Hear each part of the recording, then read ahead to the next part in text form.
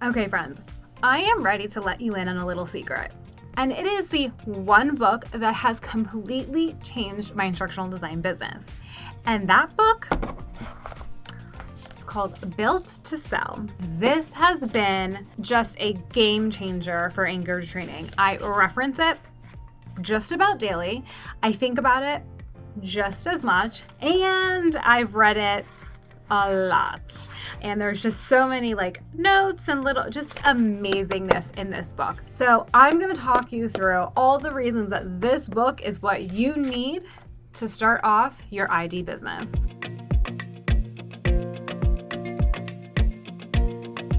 So last year when I started working with my business coach, Natalie Ekdahl with BizChicks, they have a BizChicks podcast in case you're interested. And I encourage everyone to go listen to the BizChicks podcast. But she recommended this book.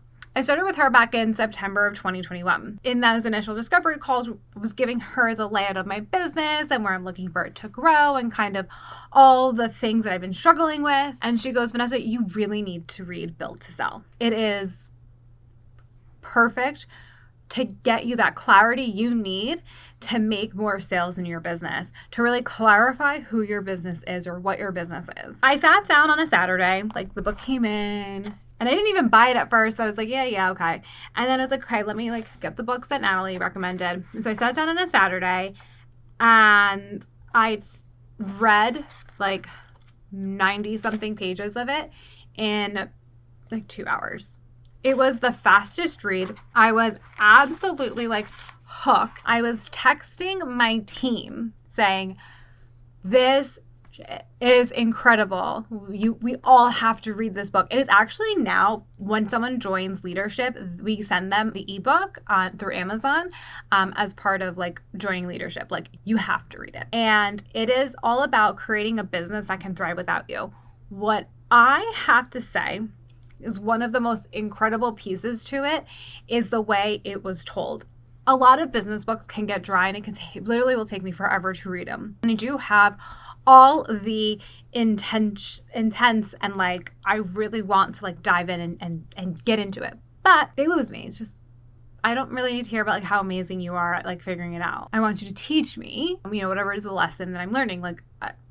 Cool. What this book does is it actually takes the lessons that are being imparted through this Built to Sell model, right? So it's really about how to build a business that is repeatable and able to be sold. And he did it through storytelling. I'm sorry, and I don't even think I said the author's name. It's John Warlow. So I will also make sure that I link the book down below. But yeah, it's all told through a story. After about page 90, not that I tuned out, but it didn't feel like it applied to me because I wasn't not planning on selling my business. But I kept reading because I needed to know what happened at the end. And if Alex ended up selling his business, I need to know what happened to all the people that worked for him. And I just always think back. I reference it whenever we talk about creating e-learning and videos and things like that, or any sort of learning experience. And, I always talk about how are we going to build that story? How are we going to make sure the characters are memorable? Remember how much we loved Built to Sell because we were invested in the characters too. So all that to say, I even now use this book as part of pre-reading to a workshop I did back in March with one of my clients. I had my team send it to them and I told them, listen, they're gonna give you backlash for sending them this book. Tell them that we'll explain it, just read it, trust us. When I think they got it on Thursday or Friday, and that Monday when we walked into their offices, they were like, that book was incredible. We were referencing the book when I wasn't even talking about the pre-read. They were referencing the characters throughout so much of our discussions. The biggest thing that I got out of the book was the need to have a specialty and the need to have a process. And this is something that truly translates to my clients, right? And we're training learning and development departments to really have these repeatable processes to their specialties, learning and development for your organization, right? And to really build your brand around learning, within your organization and really make a name for yourselves. Don't just be oh yeah, that training department, we have to bring them in because we have this new initiative and everyone's got to get trained. No.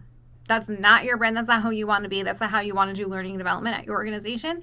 And this will help you get there. That process will help you get there. So the biggest thing that I learned, honestly, from the book was the need to have a repeatable process. The main character owns a marketing company and they do all the things in marketing. And we all know that marketing is a huge industry, right? And if you have a marketing business, there's a lot of facets to that business. Like I say to you as an instructional designer, you can learn all of the pieces of instructional design, but you will never be an expert at every single one of them. You could be really good or you could be an expert in like certain areas and like okay in others, but you'll never be an expert in everything. And that's okay. We're not meant to be perfect. We're always meant to have areas that are strengths and areas that are improvements. And that's how they like start off, right? Learning more about the business and him wanting to sell the business in the future, but he doesn't have a business that is able to be sold, a business that nobody really wants, a business that does okay, but it's really built on the back of one major client. If anything happened to that one major client, they would be done. They would be gone because they did not build a specialty for themselves, something that people would continue to come back for. So in the book, he ends up scaling down his business, something that people completely dogged him for that worked for him. He scaled it down to just a simple process. I think it was like a 3-step or 10-step, I forget, process to develop a logo. And so now you might be thinking like, okay, a logo, like you make one logo and then that's it. Like you never have to come back to me, right? And as you read the book, he talks about how he has more repeat clients because they're just focusing on a logo. And so the reason for that is because the logo is their bread and butter, and they did it really, really well. Because what they did was they took team members and made them specialists. So one person was a specialist at the color and the design. Another team member was a specialist with working with a customer and getting their feedback and working through that like design phase. They would be so happy with the process, the project, the team. They would have other departments, or these businesses would have other like offshoot businesses, sister companies that all needed logos. They would have new products that were released. They would have new initiatives, and you don't use the same logo. They might end up having new logos for all of these different things. So they kept coming back to Alex and his team and really built the business and became really well known for doing amazing logos.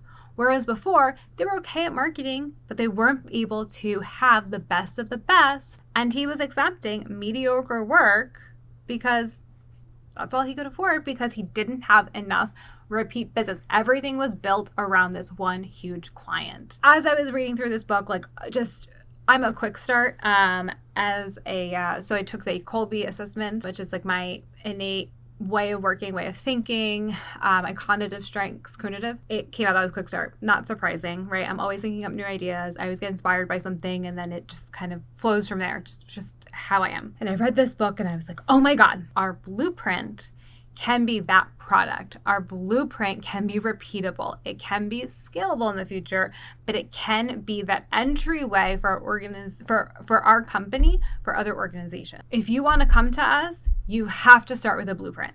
That's how we work. We always have some form of it in the process. We even worked with a client who started off completely with the blueprint, and we ended up building out like a freaking novel of a blueprint of their process and gave them a 3-year plan for their department. And what that one process is able, that one product is able to give us is that repeat work, right? Because you don't just need a one blueprint for at one time, you're going to need a blueprint for multiple initiatives. And it gave us the ability to really bring in some team members who can just focus on the blueprint and on the pieces of it. What I needed to be able to do and what I saw Alex needed to be able to do was find a way to get out of the work and to stop saving the day. And that's what happened to me a lot, and what continues to sometimes happen, right? Is that I have to go in and I have to, there's only things that are in my head and I haven't been able to give them to my team. And that's what this book was able to show me. I have all of these processes in my head. I have all of these decisions that I just automatically make in my head because I've been doing instructional design for so long, because I've been working with certain clients for so long. But if something were to happen to me, I'd be done. I'd be gone. right? All of that knowledge gone. So I needed to start finding ways to take that knowledge and get it out so that we could create a repeatable process so that someone else could pick up for me. So if you're someone that's new to instructional design, you should be doing this as well. Because one, it's good for your knowledge, it's good for your growth, it's good for your learning. But two, you never know when you're going to get so busy, you're going to need to bring in some help, even if it's just for like a piece of the project, even if it's just to take like one little sliver of it. That person still needs to get trained. That person still needs to know what's in your head in order to be able to deliver. So for me, what ends up working out better for me is actually sitting down and recording and like doing like a Loom style video where I'm walking through like an e-learning module or instructor guide and saying, this is what I'm thinking when I'm seeing this. This is how I would make these changes, or this is how I would recommend these changes.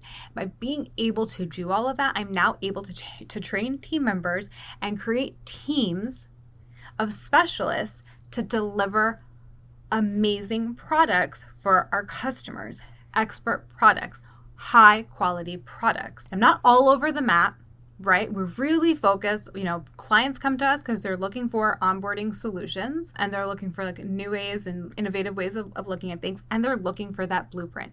They want that plan and that process to get them from point A to point Z. I've seen people talk about like specializing, not specializing, this and that. And I just think that if you don't have to niche totally down. You have to like get all the way down, but as long as you focus who it is that you're targeting to and really understand who it is your ideal client is, what are their pain points, how are you the solution to their problem, and you focus and get really good at providing solutions for that. Even if it's one type of solution, like if all you want to do is develop an articulate storyline, get really effing good at that. And you can have repeatable business that does grow and scale. Don't be scared to be so bogged down. That is my big hook on Built to Sell. One of my biggest recommendations. And if you're confused about how you even start to figure out a process, let me help you by checking out the next video that's all about my ID process and where I walk you through step by step the anchored training process. Friends, thank you so much for watching, and I will see you in our next video. Bye.